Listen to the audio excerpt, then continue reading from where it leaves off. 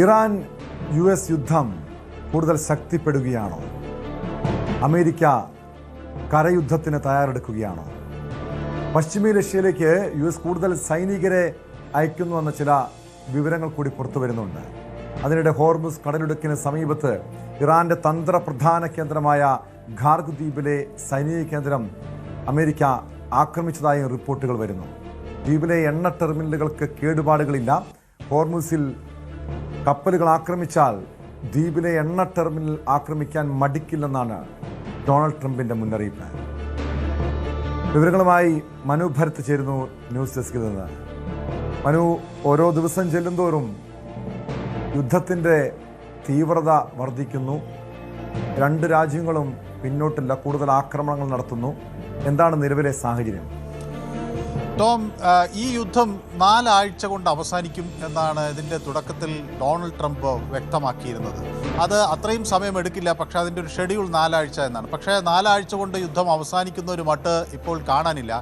ഏതായാലും അമേരിക്ക സമ്മർദ്ദം ശക്തമാക്കുന്നു. അവിടെ ഇറാനിലെ എണ്ണ ഉൽപ്പാദന കേന്ദ്രങ്ങൾ ലക്ഷ്യമാക്കിയുള്ള ആക്രമണങ്ങളാണ് ഇനി വരാനിരിക്കുന്നത് എന്ന സൂചന ഡൊണാൾഡ് ട്രംപ് നൽകുകയും ചെയ്യുന്നു. തുടരെ ഡൊണാൾഡ് ട്രംപ് തൻ്റെ ഒരു ആവശ്യം ഇറാനിലെ ജനങ്ങളോട് മുന്നോട്ട് വയ്ക്കുന്നത് ജനാധിപത്യത്തിലേക്ക് മടങ്ങാനുള്ളൊരു സുവർണാവസരമാണ്.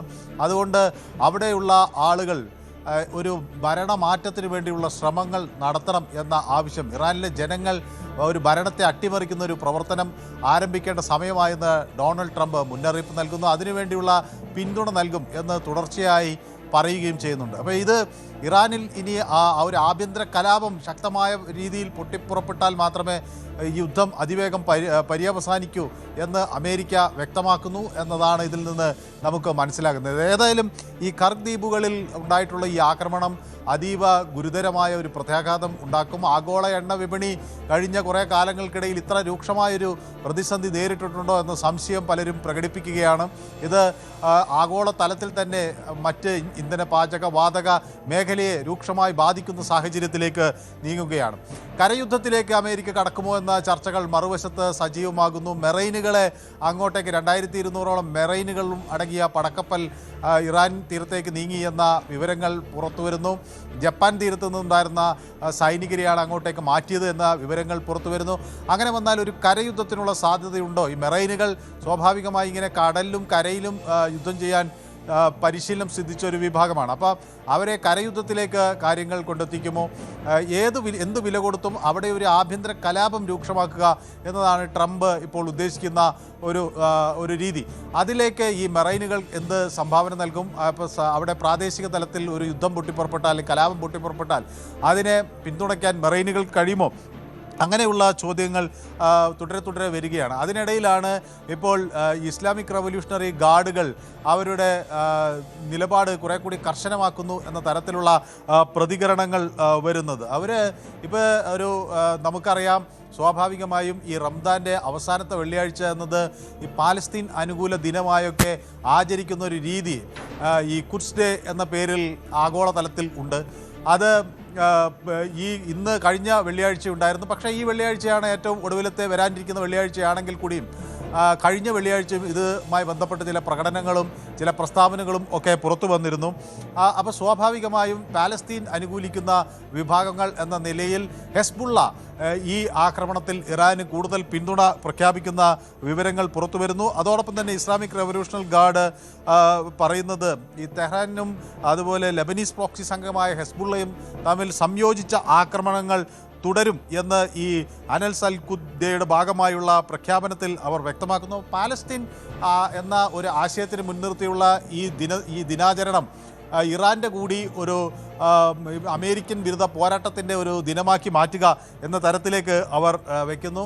അതേസമയം അമേരിക്ക കൂടുതൽ അധിക്ഷേപങ്ങളുമായി ഇതിനെതിരെയൊക്കെ വരുന്നുണ്ട്. അമേരിക്കയുടെ വാർ മിനിസ്റ്റർ എന്ന് നമ്മൾ പറയുന്ന അവിടുത്തെ ഡിഫൻസ് സെക്രട്ടറി പീറ്റ് ഹെക്സെത്ത് ഒരു കാര്യം വ്യക്തമാക്കിയിരിക്കുന്നു. ഈ മുജ്തബ ഖമേനി എന്ന ഇറാൻ്റെ ഇപ്പോഴത്തെ പുതിയ പരമോന്നത നേതാവിനെ സംബന്ധിച്ചൊക്കെയുള്ള ചില പരിഹാസങ്ങൾ അദ്ദേഹം ഉന്നയിക്കുന്നുണ്ട്.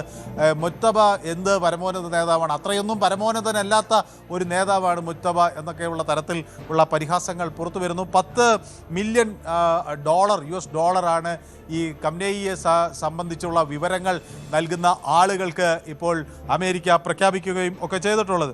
അപ്പോൾ സ്വാഭാവികമായും അവിടെ ഇത്തരം പ്രഖ്യാപനങ്ങളൊക്കെ നൽകുന്നത് ഞാൻ നേരത്തെ സൂചിപ്പിച്ച പോലെ ആഭ്യന്തര കലാപം രൂക്ഷമാക്കുന്നതിൻ്റെ ഭാഗമായാണ്. പക്ഷേ നമുക്ക് ഇപ്പോൾ വരുന്ന ഏറ്റവും ഒടുവിലത്തെ ചില കണക്കുകൾ അനുസരിച്ച് ഏതാണ്ട് 1444 ആളുകൾ ഇറാനിൽ ഔദ്യോഗികമായി കൊല്ലപ്പെട്ടു. പക്ഷേ അതിനൊക്കെ അപ്പുറത്തേക്കുള്ള കണക്കുകളാണ് ഇപ്പോൾ പുറത്തു വരുന്നത്.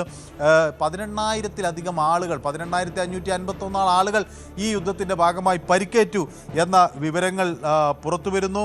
ഇതിൽ പിന്നെ ഈ ലെബനൻ പോലെയുള്ള പ്രദേശങ്ങളിൽ 687 ആളുകൾ ലെബനനിൽ കൊല്ലപ്പെട്ടിരിക്കുന്നു. ഇപ്പോൾ ഇറാനിൽ 1444 എന്ന് പറയുമ്പോൾ ഇറാഖിൽ 27 പേർ കൊല്ലപ്പെട്ടിരിക്കുന്നു.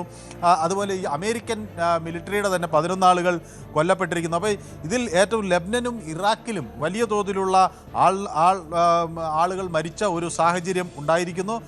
687 ആളുകൾ ലെബനനിൽ മരിക്കുന്ന ഒരു സാഹചര്യം ഉണ്ടായിരിക്കുന്നു. ഇസ്രയേലിലും 15ഓളം ആളുകൾ മരിക്കുന്നു. അപ്പോൾ ഇതിൻ്റെ കാഷ്വാലിറ്റി ഇനിയും വർദ്ധിക്കും എന്ന സൂചനകൾ തന്നെയാണ് പുറത്തു വരുന്നത്.